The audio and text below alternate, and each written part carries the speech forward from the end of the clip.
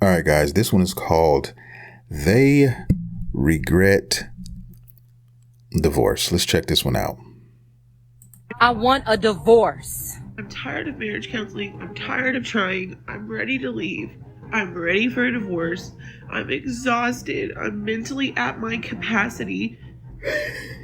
I truly thought I was going to be with him forever. And I still love him so much, and I wanted it to be different, but it's not. In sickness and health, better or worse, like, no. Like, so destroy myself and destroy my kids to keep a vow? No. So if you're in a miserable marriage and you think about divorce regularly, go ahead and do it. You will not regret it. The thing that you'll regret is staying in that marriage longer than you wanted to and giving him years and years and years that should have been yours. Women like this will have you believing divorce is the ultimate glow-up. No regrets, just freedom. But for a lot of women who get divorced, this is just not the case.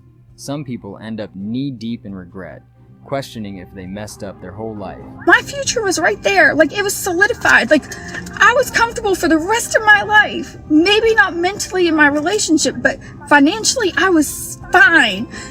And I gave it all up. That's because you're dumb and you probably just made too many mistakes. And it happens, guys. Women get complacent, they get comfortable, and then they want to start making mistakes. It happens all the time. I always tell people that it doesn't matter if you have a lot of money. People think, oh, I got all this money and you can have whoever you want. No, you can't. You can do that for a season or two. But if that woman is not into you, if she's not in love with you and she marries you for your money, it's only a ticking time bomb waiting to explode, because eventually she's going to become complacent with you. Her desires for someone else are going to reign supreme, and she's going to eventually leave you, and money never costs a thing. Just ask other people, and I'm sure other successful men will tell you that, will gladly tell you that. But hey, don't take my word for it. To be happy. Maybe it's me. Maybe I'm the one. Everybody keeps thinking that I'm handling this divorce so well, and I'm not. I'm not okay. Maybe I should have stayed. It was like stable in every other area but that. Like, is my mental health really that important? All that fake, all that happy. Oh, I'm doing so great. I think I was in shock. And now it's coming like into reality, and I don't know. Is this another stage of divorce? I'm happy, but I go into these random thoughts of, you gave it all away. Like, was it worth giving away? And I know it was. I know it was for my mental sanity. I know it was for my happiness. It will all come together, but it's still terrifying to start over at this age. I don't know what my life's gonna be like. It's going to be a cesspool. It's going to be nothing but turmoil, especially for you. Older, the wall has already been hit. She's clashed against the wall. Good luck out there finding someone else. Good luck out there finding another man who is as successful as this guy was and willing to let you become a wife, which is probably not going to happen, guys. And that's just what it is. They don't understand it until it's too late. I'm sure she thought in her mind that as the divorce was going through, that I'm going to be better for this. Things are going to be better on the other side, until one day they realize that it's not. I can't seem to remember anything bad. I just remember all the good things. But let's not forget about the other party in this. Men also go through hell. Some see their net worth cut in half, but it's not just their wallets that take a hit, it's their entire lives. So how much did my divorce cost me? Well, this is a fantastic question. There's direct and there's indirect costs. Direct costs, I lost $106,000 out of my 401k retirement plan I spent 20 years contributing to.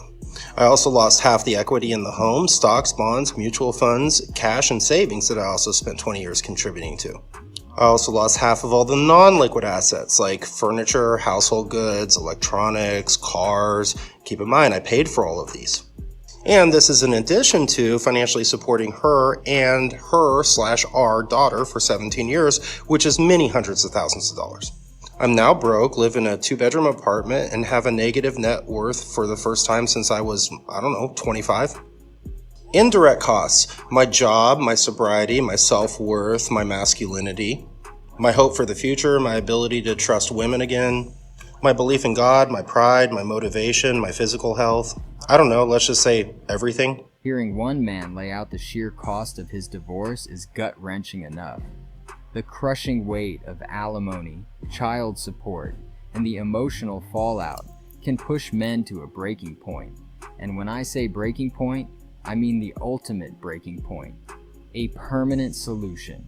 Divorced dads 10 times a day end themselves. Because they've come to the conclusion, I'm the problem, I'm the a-hole, remove me. They're cut off from their legacy, they're cut off from their kids, they feel rejected. And the person that I put ahead of my life, that I sacrificed for, that I love, that I put on this pedestal has abandoned me. Maybe I am worthless. Maybe I am a piece of crap. Maybe. I mean, a lot of this happens because women have a lot more power when it comes to divorce, guys. I mean, that's why they file more. I mean, if you look up the stats, women file for divorce at around 70%, okay, because they know that it's in their advantage when they become complacent, when they get tired of that man and they don't want to deal with him anymore, regardless of what has happened. They know that there's a gold puddle at the end of the rainbow and they have access to it. So they get rewarded for divorcing men, guys. And in the result of that, the men end up suffering the most.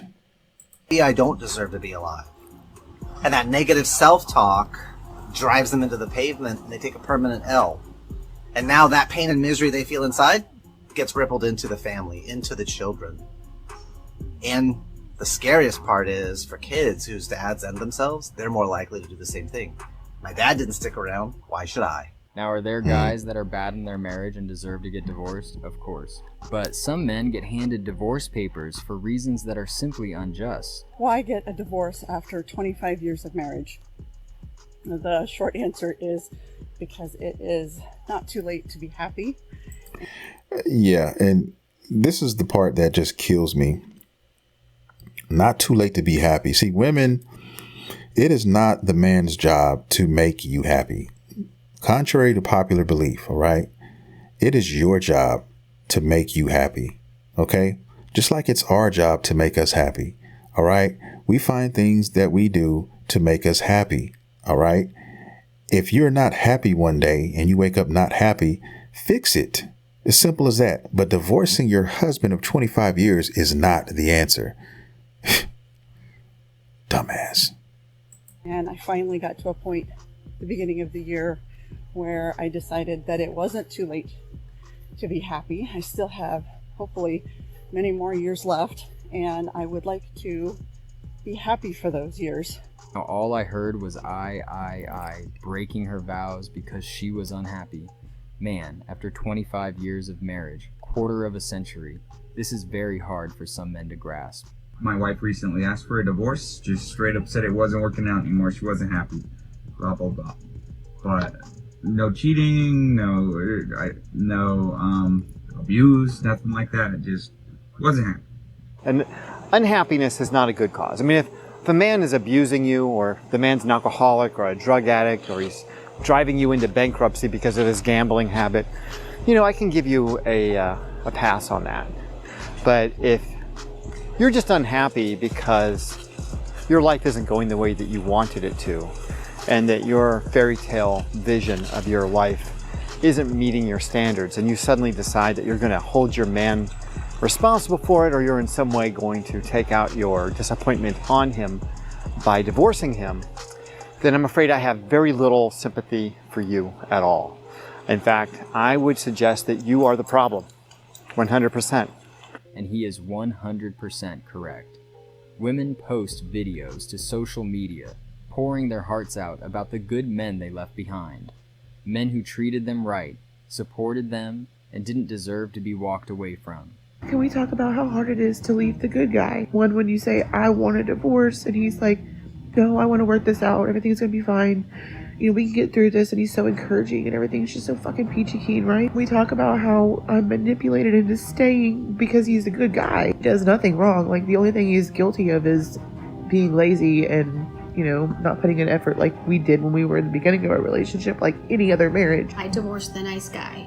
knowing I was not in love and not fulfilled in that marriage, and that we truly just were not compatible.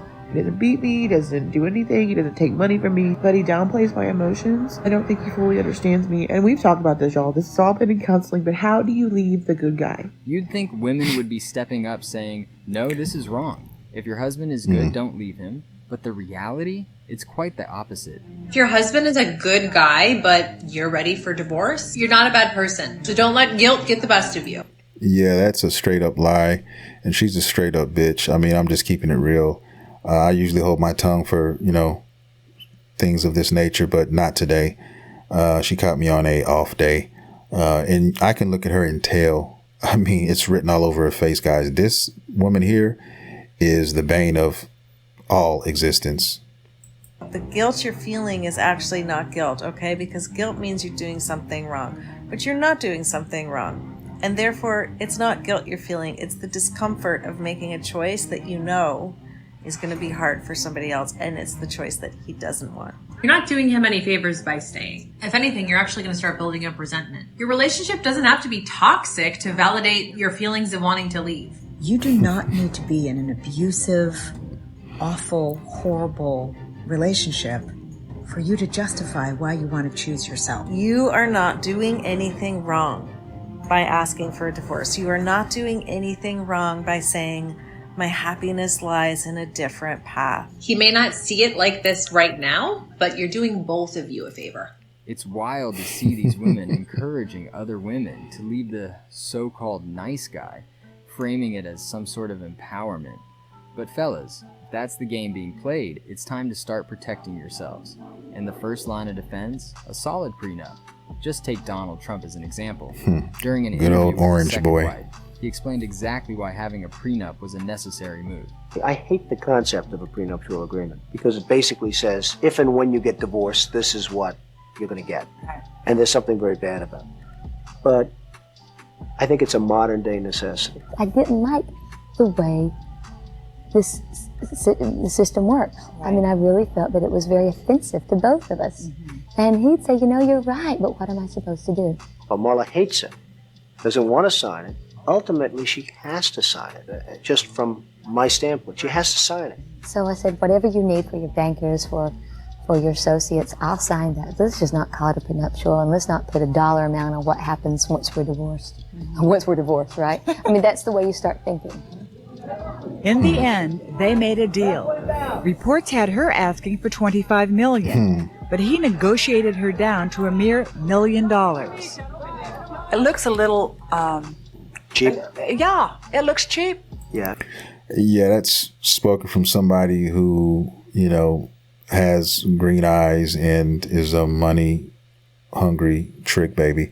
But it is what it is, guys. Of course, if they know you got more, they're going to try to get more. But if this guy didn't have this and $1 million is all they had, hey, they're going to be jumping for joy. Who else can get married and then happen to get divorced and still walk away with $1 million? I mean, that's still enough to live on. That's still enough to invest in, live comfortably if you know exactly what you're doing with the money. But like I said, guys, when it comes to women, logic does not exist. It never has. And I don't think that it ever will. You mean the amount of money? Well, the amount of money. Not so bad. Somebody gets married and it doesn't work out, you get $1 million. I mean, You shouldn't be able to pay a price and be able to walk away. You make a commitment between yourselves and God, and you should not be able to say, write a little check, see you later. It's a lousy thing. I hate the concept, but it's totally necessary. And I think $1 million is a lot of money. No, you don't. No, I don't, actually. But the fact is that $1 million for somebody coming into a marriage, if something didn't, and I'm not talking about anybody specifically, but it's a lot of money for somebody. The woman's been with you 6 years. She's been, as you said, incredibly loyal. You're finally going to get married. You have a child. Give her the $25 million. Well, I guess I look at everything like a deal. I mean, it's just one of those things. Just hand over the $25 million. What audacity. It's no secret that some women divorce their husbands and suddenly find themselves catapulted into the top percentiles of wealth. I knew a guy who he cut a check for somewhere in the neighborhood of $50 million. Yeah, to his ex. I know a guy who cuts a check for $30,000 a month. Gee, $30,000 a month. He Oh, I signs know a check. couple guys who pay that. And that was not beside the $500,000 up front. Oh yeah. A house. Yep. 2 cars. Mm-hmm. Like he just walked away. I know a guy who's paying close to that, and he hasn't even seen his wife. He's been married to a new woman, a different woman, for 14 years. At least, 14 years. And he was only married to that lady for 12. And he's still cutting her checks. And no kids. He's got kids with a new woman. The old woman, no kids. Still cutting her fat Diabolical. checks. Tries to bring it to court, try to reduce the amount of money. She fights him tooth and nail. You son of a bitch, you left me. He left her 14 fucking years ago, man. They were only together for 12 years. It's like she doesn't want to work. He fucked her so hard she can't work anymore. It's crazy. Hearing these stories about the massive financial toll divorce takes on men is a harsh reminder of the reality many face. But here's the thing. Divorce isn't just about money. It's about the type of women some men choose to marry. Not every woman has your best interests at heart. Yeah, man, that's going to do it. That's the end. And not every woman does have your best interests at heart. I mean, that's as real as it gets. And that's just the nature of the beast. So I'm going to end it on that note, guys. If you enjoyed the content, please consider hitting that like and subscribe button. And if you want me to react to something else, hey, send it to me and I will be more than happy to oblige, guys. And with that being said, I will see you all in the next video.